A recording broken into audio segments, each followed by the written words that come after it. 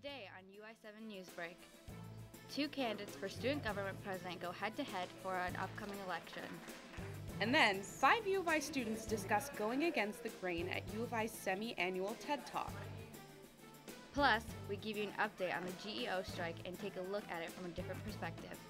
Your UI7 Newsbreak starts right now. From the Richmond Journalism Teaching Studio, this is your UI7 Newsbreak. Good morning, I'm Dixie Lambacia. And I'm Leah President, and here's today's top stories. As elections draw near, the two student body presidential candidates go head-to-head on issues that affect the U of I campus. Bobby McSwine takes a look at how they addressed important topics.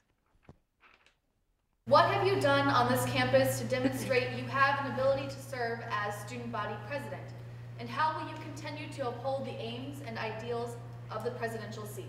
The candidates revealed their plans to unite campus and the institutional changes they would make as president.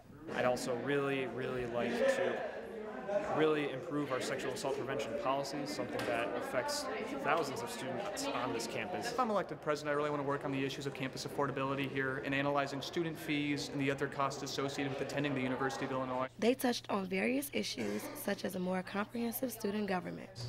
In order to bridge the gap, I think we really need to come together as an organization. Luckily, the student government has representation from every aspect. And the graduate employee strike. I've gone out and seen the GEO strike and the rallies, and I've been amazed to see the support that's come out for that from both sides. Many students have listened and asked questions as the two presidential candidates touched on several hot-button topics on the University of Illinois campus. I want to know more about what differences you have and why somebody should choose either Walter or Jacob. It's important that we have people that are going to make basically my transition into U of I as well as my experience something that is overall welcoming and inviting, and something that I can really look back at and say that I had a good experience at. With elections ending today, the candidates want to hit the ground running if they are chosen by their peers. Our platform outlines 10 different issue areas that we want to have a concerted effort in. I just kind of want to continue those efforts rather than trying to add something that's missing, because I don't really think there's anything missing currently. In Urbana, this is Bobby McSwine, UI7 Newsbreak. In local politics, Illinois citizens will get to vote this month in the primary election for governor. Andrea Flores reports on what some local residents are looking for in their next governor.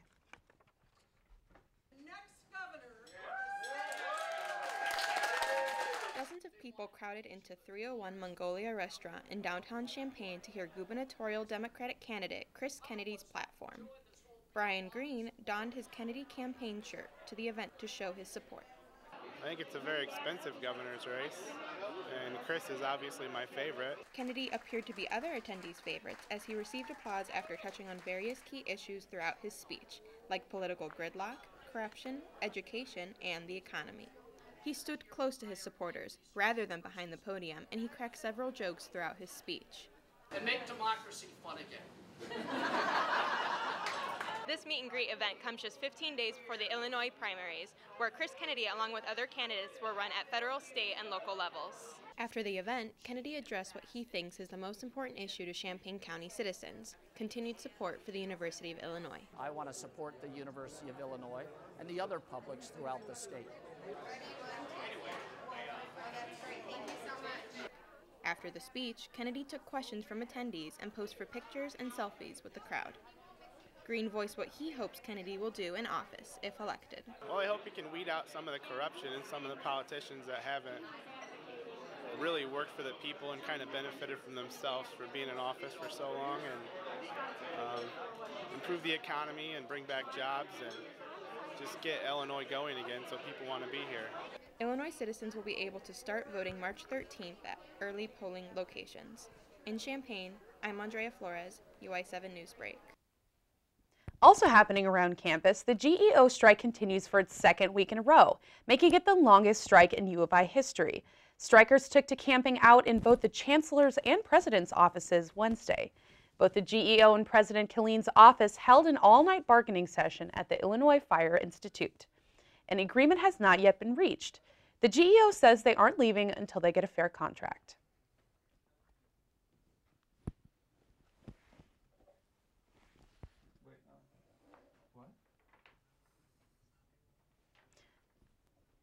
It's now the 11th day of the strike, and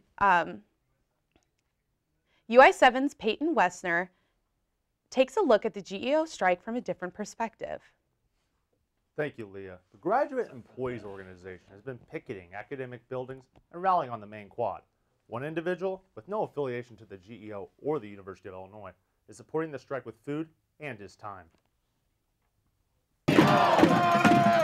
They chant. They drum. They clap. GEO members are picketing and filling the main quad for rallies this week, though one person is supporting, despite no affiliation. Ricky Baldwin has lived in Champaign-Urbana since 2003. He works 50 to 60 hours a week, providing for his wife and 2 kids. Baldwin says he is dedicated to the GEO and the name of education's future. I'm not in graduate school, but I have kids that may want to go to graduate school one day. It's this about the future of higher education. Baldwin has been standing with the GEO every day since the strike start on February 26. He's playing an instrumental role in the food supply. Baldwin has brought pizzas, granola bars, and other various food items. Regardless of rain, sleet, or snow, the GEO continues to strike. Yet, it is the efforts of those such as Baldwin, who is not a University of Illinois student or a GEO member, which raises morale and is appreciated by all strikers. Strike coordinator Gus Wood is grateful for Baldwin. He finds the selfless nature to be heartwarming. When you see somebody who's not directly affected by these issues saying, I'm with you, here is some food, here's something to keep your energy up, it just warms the heart. As graduate students and teaching assistants hope their persistence will pay off, Baldwin believes his efforts serve as a message for the next generation. It's important for kids to see members of their family, parents, or whatever, standing up for what's right and making some sacrifice. Until an agreement is met, Baldwin says he will be helping in any way possible. In Urbana, I'm Peyton Wessner, UI7 Newsbreak. In local news, 5 students had a chance to share their impactful stories on veganism, combating oral cancer, and living life in color to fellow students at the Illini Union. These TED Talks are held by TEDx UIUC twice a year. It provides the top thinkers and most remarkable individuals a place to share their ideas. This year's theme was going against the grain and breaking societal norms. Each speaker explained how they fought the norm in order to achieve success and move forward. The next TED Talk at UIUC is on April 22nd and will be held at the Cranert Center. Get ready to bundle up, Illini. We're in for a cold weekend. It will be cloudy and expect a high of 41 on Friday, dropping off to a low of 25 degrees overnight. On Saturday, we reach a high of around 48, with lows in the 30s. Rounding out the weekend, we've got another cloudy day with a high of 43 and a low of 27.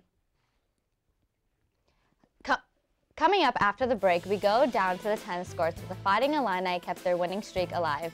And later, a story about a city that shares the same name with a blockbuster movie. We're going to take a short break, but we'll be back, so stay tuned. Everything starts out small. The things that hurt us, they all start from somewhere.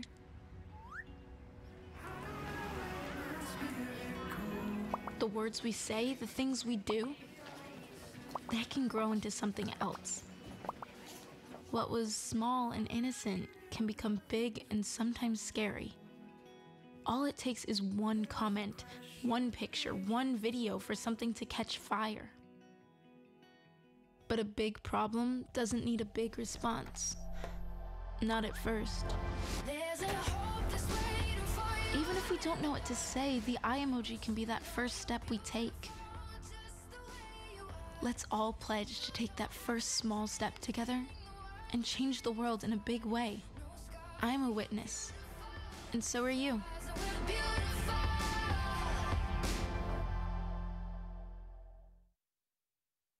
Bye-bye. Hi. Hoping for a crisp breeze to help keep you alert. Oh, he took a sip of water too. That'll probably help. You were probably gonna turn down the radio too, so you could focus, right? Probably okay isn't okay. Right? If you see a warning sign, stop and call a cab, a car, or a friend. I think the water line is what really drove it home. I blew on him. This Friday, we're filling in our brackets with GMI. This blue-haired fan has been cheering the Illini for the past 4 years. We were there for his last game. And if that isn't enough, we're going to tell you where to find the best pad thai on campus. Plus, one of our seniors is crossing off an item on their bucket list. We have planned another full half hour for you this Friday. Join us live at 9 a.m. by streaming us on YouTube. And you can see highlights and all of our segments on Facebook. Good morning, Illini.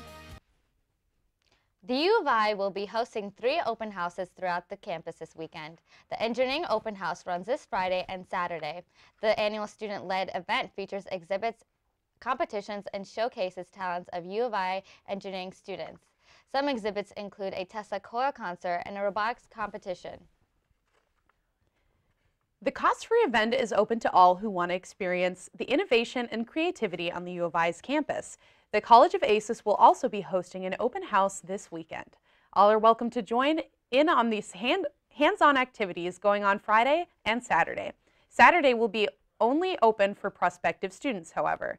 The College of Media will be hosting Mediapalooza, which allows admitted students to learn about the program, sit in on a student panel, and enjoy a meet and greet with professors. Students will even get the chance to anchor their very own news break. This just into our newsroom, Athletic Director Josh Whitman will be holding a press conference at 2 p.m. this afternoon to announce the creation of an Illinois varsity hockey team. A study done by Collegiate Consulting supports creating an NCAA men's hockey team on campus and recommends having a new facility in downtown Champaign, which would have a seating capacity of 6,000 people and would provide new competition space for hockey, volleyball, gymnastics, and wrestling. The men's tennis team secured their 3rd straight win after defeating the 19th-ranked Notre Dame last night. The 6th-ranked Fighting Illini improves their record 9-4 overall this season. The Illini won the doubles point thanks to a dominant performance by Zeke Clark and Alex Kovacevic, who beat their opponents 6-3. This is the 5th straight match where the Illini claimed the doubles point. In singles play, Kovacevic and freshman Alex Brown paved the way to victory as they both handily won their matches. Caleb Chakravarthy secured the win with a come-from-behind 3-set victory. The orange and blue look to keep their hot streak alive as they go to take on Northwestern this Friday. Speaking of hot topics, it seems the success movie Black Panther has not slowed down since the release in February. A small town in Illinois has something in common with the blockbuster movie, the name Wakanda. Wakanda is a small town 40 miles north of Chicago. In the movie, Wakanda is a mythical place that's home to the Black Panther. A local reporter had some fun with it and even took 2 community members dressed up as a superhero and arch nemesis around the town to talk to people and get the reactions. Most people, including the mayor, even played along. They did not, however, find the vibranium, the fictional metal, in the story. Today, in the 108th celebration of International Women's Day, this year's Women's Day is especially important with the era of the Me Too and Time's Up movement. The campaign has been summed up with the hashtag Press for Progress. The U of I will be celebrating with the 12 women who changed the world. So which women in your life are you going to thank this Women's Day? Honestly, I have to give a huge shout out to my mom and my sister. Same here. They've shaped who I am, and they've had such a huge influence on me, so I got to give it up to them. How about you? It's the same for me. I mean, my mom and my sister have both been such inspirations to me, and it's great that there's a day to honor them both. Yes. Well, that's it for your UI7 Newsbreak. Thanks for watching. For more of our stories, follow us on Twitter, subscribe to us on YouTube, and like us on Facebook.